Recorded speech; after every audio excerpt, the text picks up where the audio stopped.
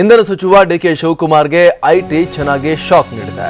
DK ಶಿವಕುಮಾರ್ಗೆ ಸೇರಿದಂತಹ ನಿವಾಸ ಕಚೇರಿ ಮೇಲೆ ಬ್ಯಾಕ್ ಟು ಬ್ಯಾಕ್ ರೇಡ್ಗಳನ್ನು ನಡೆಸಲಾಗಿದೆ. ಡಿಕೆಶಿ ಸಂಬಂಧಿಕರ ಮೇಲೂ ಕೂಡ ಕೋಆರ್ಡಿನೇಟೆಡ್ ದಾಳಿಗಳನ್ನು ನಡೆಸಲಾಗಿದೆ. ಸದಾಶಿವನಗರದ ಕೆಂಕೇರಿ ನಿವಾಸದಲ್ಲಿ ಐಟಿ ಅಧಿಕಾರಿಗಳು ಪರಿಶೀಲನೆಯನ್ನು ನಡೆಸಿದ್ದಾರೆ. ಮಹತ್ವದ ದಾಖಲೆಗಳನ್ನ ಪರಿಶೀಲನೆಗೆ ಒಳಪಡಿಸಲಾಗ್ತಾ ಇದೆ. ಐಟಿ ದಾಳಿ ವೇಳೆ ಮನೆಯಲ್ಲಿ ಡಿಕೆ ಶಿವಕುಮಾರ್ ಅವರು ಆ ಟೈಮ್ನಲ್ಲಿ ಇರಲಿಲ್ಲ. ಸಿಆರ್ಪಿಎಫ್ನ ಬಿಗಿ ಭದ್ರತೆಯೊಂದಿಗೆ ದಾಖಲೆಗಳ ಪರಿಶೀಲನೆ ನಡೆಸಲಾಯಿತು. ಕನಕಪುರ ನಿವಾಸದಲ್ಲೂ ಕೂಡ ಐಟಿ ಅಧಿಕಾರಿಗಳ ತಂಡ ಬೀಡು ಬಿಟ್ಟಿದೆ. ಡಿಕೆ ಶಿವಕುಮಾರ್ ಆಪ್ತ ಪರಿಷತ್ ಸದಸ್ಯ ಎಸ್ ರವಿ ಅವರ ನಿವಾಸದ ಮೇಲೂ ಕೂಡ ರೇಡ್ ಮಾಡಲಾಗಿದೆ. ಈ ದಾಳಿ ಟೈಮ್ನಲ್ಲಿ ಇಂಧನ ಸಚಿವರು ಮನೆಯಲ್ಲಿ ಇರಲಿಲ್ಲ. ಆ ಸಂದರ್ಭದಲ್ಲಿ ಸಿಆರ್ಪಿಎಫ್ನ ತುಕಡಿಯೊಂದಿಗೆ ತೆರಳಿದ ಐಟಿ ಅಧಿಕಾರಿಗಳು ಬಿಗಿ ಭದ್ರತೆಯಲ್ಲಿ ದಾಖಲೆ ಪತ್ರಗಳ ಪರಿಶೀಲನೆಯನ್ನ ನಡೆಸ್ತಾ ಇದ್ದಾರೆ. ಕನಕಪುರ ನಿವಾಸದಲ್ಲೂ ಕೂಡ ಐಟಿ ಅಧಿಕಾರಿಗಳ ತಂಡ ಬೀಡು ಬಿಟ್ಟಿದೆ. ಈ ಮೂಲಕ ಪವರ್ ಮಿನಿಸ್ಟರ್ಗೆ ಐಟಿ ದಿಗ್ಬಂಧನವನ್ನ ಎಲ್ಲಾ ಕಡೆಯಿಂದ ಜಾಲವನ್ನ ಬೀಸಿರುವಂತದ್ದು. ಮನೆ, ಕಚೇರಿ, ಆಪ್ತರು, ನೆಂಟರಿಸ್ಟರು ಎಲ್ಲರ ಮೇಲೂ ಕೂಡ ಸರ್ಚಿಂಗ್ ಅನ್ನ ಈಗ ನಡೆಸಲಾಗ್ತಾ ಇದೆ. ರಾಮನಗರ ಜಿಲ್ಲೆ ಕನಕಪುರದ ಮುಳಗಾಳುನಲ್ಲಿರುವಂತಹ ಮನೆ ಮೇಲೂ ಕೂಡ ರೇಡ್ ಮಾಡಿ ಪರಿಶೀಲಿಸಲಾಗ್ತಾ ಇದೆ. ಸುಮಾರು 20 ಐಟಿ ಅಧಿಕಾರಿಗಳ ತಂಡ ದಾಳಿ ಪರಿಶೀಲನೆ ನಡೆಸ್ತಾ ಇರುವಂತದ್ದು. ಈ ಮೂಲಕ ಇಂಧನ ಸಚಿವ ಡಿಕೆ ಶಿವಕುಮಾರ್ ಅವರ ಮೇಲೆ ಐಟಿ ಗದಾ ಪ್ರಯೋಗವನ್ನ ಮಾಡಿರುವಂತದ್ದು. ಅವರ ನಿವಾಸ, ಕಚೇರಿ ಮೇಲೆ ರೇಡ್ ಮಾಡಿ ದಾಖಲೆ ಪತ್ರಗಳ ಪರಿಶೀಲನೆಯನ್ನು ನಡೆಸಲಾಗ್ತಾ ಇದೆ. ಸಂಬಂಧಿಕರು ಯಾರೆಲ್ಲ ಅತ್ಯಂತ ಹತ್ತಿರದ ಸಂಬಂಧಿಕರಿದ್ದಾರೆ, ಡಿಕೆ ಶಿವಕುಮಾರ್ ಜೊತೆ ಅತ್ಯಂತ ನಿಕಟ ಒಡನಾಟವನ್ನ ಹೊಂದಿರುವಂತಹ ಸಂಬಂಧಿಕರು ಯಾರೆಲ್ಲ ಇದ್ದಾರೆ, ಅವರ ನಿವಾಸಗಳ ಮೇಲೂ ಕೂಡ ರೇಡ್ ನಡೆಸಿ ಮಾಹಿತಿಗೋಸ್ಕರ ಹುಡುಕಾಟವನ್ನ ನಡೆಸಲಾಗ್ತಾ ಇದೆ. ಕಂಪ್ಲೀಟ್ ಆಗಿ ಡಿಕೆ ಶಿವಕುಮಾರ್ ಅವರ ಮನೆ, ಅವರ ಕಚೇರಿ, ಅವರ ಆಪ್ತರು, ಅವರ ನೆಂಟರಿಸ್ಟರು ಎಲ್ಲ ಕಡೆಯಿಂದಲೂ ಕೂಡ ಎಲ್ಲೂ ಕೂಡ ಇನ್ಫಾರ್ಮೇಶನ್ ಲೀಕ್ ಆಗಬಾರ್ದು, ಎಲ್ಲೂ ಕೂಡ ತಪ್ಪಿಸ್ಕೊಳ್ಳಿಕ್ಕೆ ಅವಕಾಶ ಇರಬಾರ್ದು ಅನ್ನೋ ಕಾರಣಕ್ಕೋಸ್ಕರ ಸಂಪೂರ್ಣ ದಾಖಲೆಗಳಿಗಾಗಿ ಈಗ ತಡಕಾಡಲಾಗ್ತಾ ಇದೆ. ಸಿಆರ್ಪಿಎಫ್ನ ಭದ್ರತೆಯೊಂದಿಗೆ ಧಾವಿಸಿದ ಐಟಿ ಅಧಿಕಾರಿಗಳ ತಂಡ ಈ ಕಾರ್ಯಾಚರಣೆಯನ್ನ ನಡೆಸ್ತಾ ಇರುವಂಥದ್ದು. ರಾಮನಗರ ಜಿಲ್ಲೆ ಕನಕಪುರದ ಮುಳುಗಾಳದಲ್ಲೂ ಕೂಡ ಇದೇ ರೀತಿ ರೇಡ್ ಮಾಡಲಾಗ್ತಾ ಇದೆ. ಹಾಗೆ ಬೆಂಗಳೂರಿನ ಸದಾಶಿವನಗರದ ಏನು ಡಿಕೆ ಶಿವಕುಮಾರ್ ಅವರ ಭವ್ಯ ಬಂಗಲೆ ಇದೆ, ಕೆಂಕೇರಿ ನಿವಾಸ, ಅಲ್ಲೂ ಕೂಡ ತೀವ್ರ ತಪಾಸಣೆಯನ್ನ ನಡೆಸಲಾಗ್ತಾ ಇದೆ.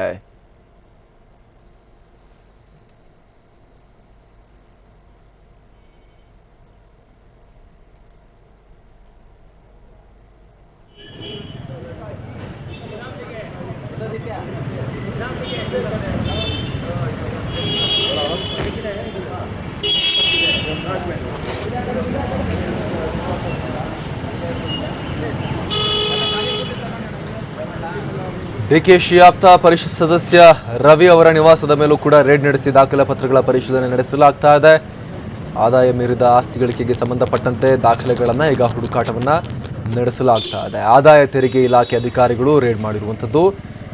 ಅಪಾರ ಪ್ರಮಾಣದ ಸಂಪತ್ತಿರೋ ಬಗ್ಗೆ ಅನುಮಾನ ಬಂದ ಹಿನ್ನೆಲೆಯಲ್ಲಿ, ಆದಾಯ ಮೀರಿದ ಆಸ್ತಿಯ ಬಗ್ಗೆ ಅನುಮಾನ ಬಂದ ಹಿನ್ನೆಲೆಯಲ್ಲಿ ಐಟಿ ಅಧಿಕಾರಿಗಳು ಈ ರೇಡ್ಗಳನ್ನು ಕಂಡಕ್ಟ್ ಮಾಡಿದ್ದಾರೆ.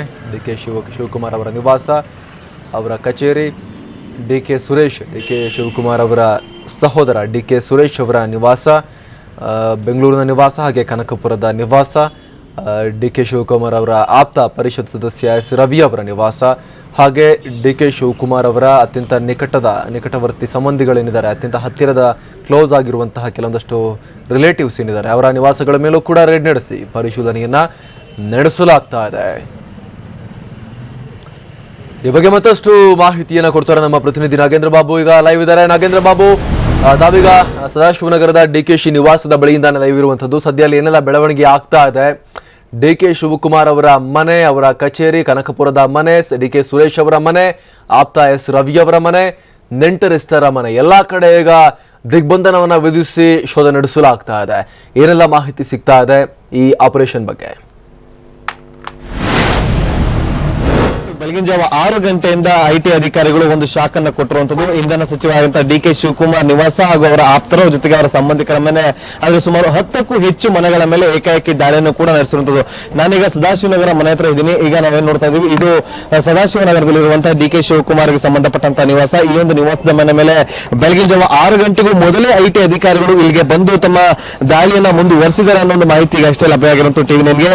ಜೊತೆಗೆ ಸುಮಾರು 5ಕ್ಕೂ ಹೆಚ್ಚು ಇನೋವಾ ಖಾಸಗಿ ಟ್ರಾವೆಲ್ಸ್ ನ ಇನೋವಾ ಕಾರ್ನಲ್ಲಿ ಬಂದಿರುವಂತಹ ಐಟಿ ಅಧಿಕಾರಿಗಳು ಬೆಳಗಿನ ಜಾವದಲ್ಲಿ ಕೂಡ ಮಹತ್ವದ ದಾಖಲೆ ಪತ್ರಗಳನ್ನು ವಶಪಡಿಸಿಕೊಂಡು ಅದರ ಬಗ್ಗೆ ಒಂದು ಪರಿಶೀಲನೆ ಕೂಡ ನಡೆಸಿದ್ದಾರೆ.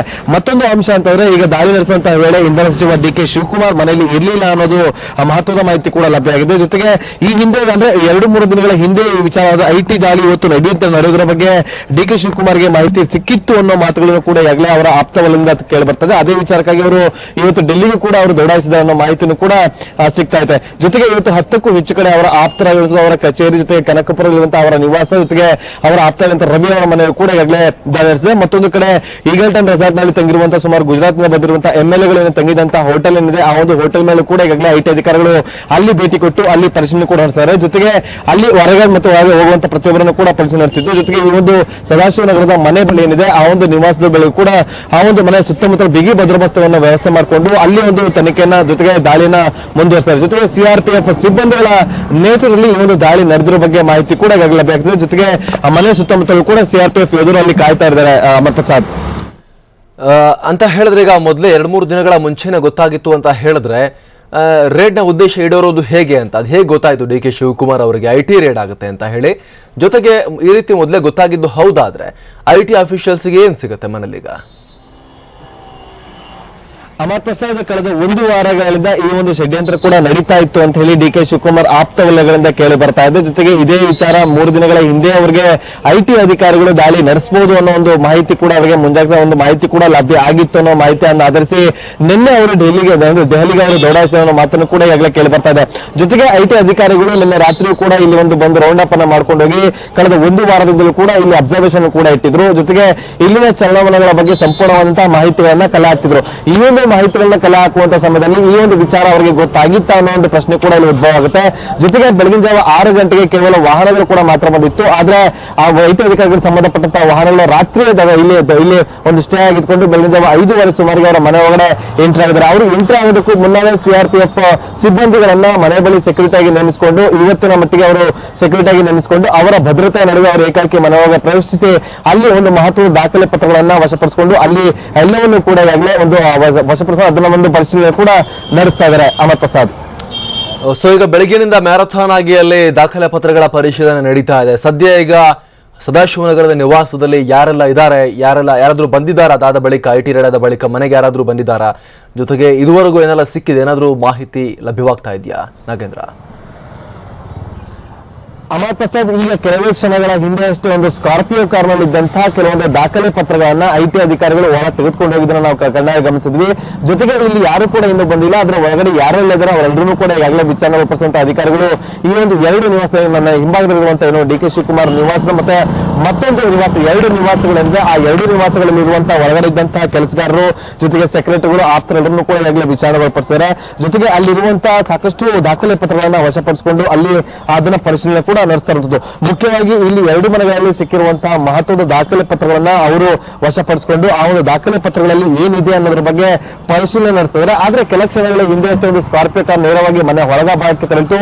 ಅಲ್ಲಿ ತೆರಳಿದಂಗೆ ಆ ಒಂದು ಸ್ಕಾರ್ಪಿಯೋ ಕಾರ್ನ ಹಿಂಭಾಗದಲ್ಲಿದ್ದಂತಹ ಸಾಕಷ್ಟು ದಾಖಲೆ ಪತ್ರಗಳನ್ನ ಅಲ್ಲಿದ್ದಂತಹ ಸಿಬ್ಬಂದಿಗಳು ಒಳಗೆ ತೆಗೆದುಕೊಂಡು ಹೋಗಿ ಅದನ್ನ ಈಗ ಪರಿಶೀಲನೆ ನಡೆಸ್ತಾ ಇರೋ ಬಗ್ಗೆ ನಾವು ಖುದ್ದು ಕಣ್ಣಾರೆ ಕಂಡಿದ್ವಿ. ಅಮರ್ ಪ್ರಸಾದ್, ಜೊತೆಗೆ ನಾಗೇಂದ್ರ, ಐಟಿ ಅಧಿಕಾರಿಗಳು ಮಾಡಿರುವ ರೇಡ್ ನೋಡ್ತಾ ಇದ್ರೆ ಸಾಕಷ್ಟು ಕೋಆರ್ಡಿನೇಟೆಡ್ ರೀತಿಯಲ್ಲಿ ಈ ಒಂದು ರೇಡ್ ನಡೆಸಿರುವಂತದ್ದು. ಡಿ.ಕೆ. ಶಿವಕುಮಾರ್ ಅವರ ಬೆಂಗಳೂರಿನ ನಿವಾಸ, ಕನಕಪುರದ ನಿವಾಸ, ಅವರ ಸಹೋದರ ಡಿ.ಕೆ. ಸುರೇಶ್ ಅವರ ನಿವಾಸ, ಕಚೇರಿ, ಹಾಗೆ ಆಪ್ತ ಪರಿಷತ್ ಸದಸ್ಯ ರವಿ ಅವರ ನಿವಾಸ, ಹಾಗೆ ನೆಂಟರಿಸ್ತರು ಯಾರೆಲ್ಲ ಕ್ಲೋಸ್ ಸರ್ಕಲ್ ಏನಿದೆ ಎಲ್ಲರನ್ನೂ ಕೂಡ ಮಾರ್ಕಪ್ ಮಾಡಿ ಅಟ್ ಎ ಟೈಮ್ ರೇಡ್ ಮಾಡೋ ಮೂಲಕ ಒಂದು ವೇಳೆ ದಾಖಲೆ ಪತ್ರಗಳ ಬೇರೆ ಕಡೆಗೆ ಏನಾದರೂ ಸಾಗಾಣಿಕೆ ಆಗಿದ್ರೆ, ಶಿಫ್ಟ್ ಮಾಡಲಾಗಿದ್ರೆ ಅದು ಕೂಡ ಸಿಗಬೇಕು ಅನ್ನೋ ಕಾರಣಕ್ಕೋಸ್ಕರ ವ್ಯವಸ್ಥಿತ ರೀತಿಯಲ್ಲಿ ಈ ದಾಳಿಯನ್ನ ಹೆಣೆಯಲಾಗಿದೆ. ನಾಗೇಂದ್ರ,